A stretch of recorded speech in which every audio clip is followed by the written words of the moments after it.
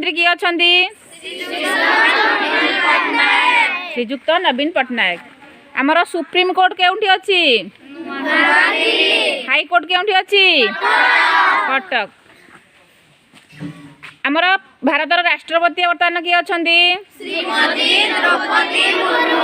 श्रीमती द्रौपदी मुर्मू। ओडिशार राजधानी भारतर राजधानी शिशु दिवस केबे पालन करा जाए नवेम्बर मास 14 तारीख।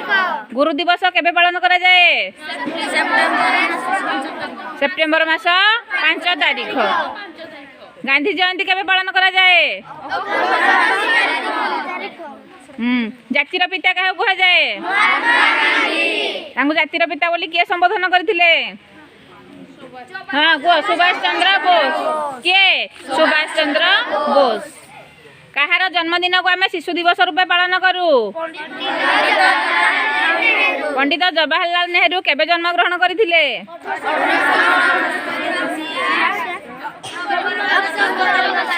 1899 मसीहा नवेम्बर मास 14 तारीख। हौ शुण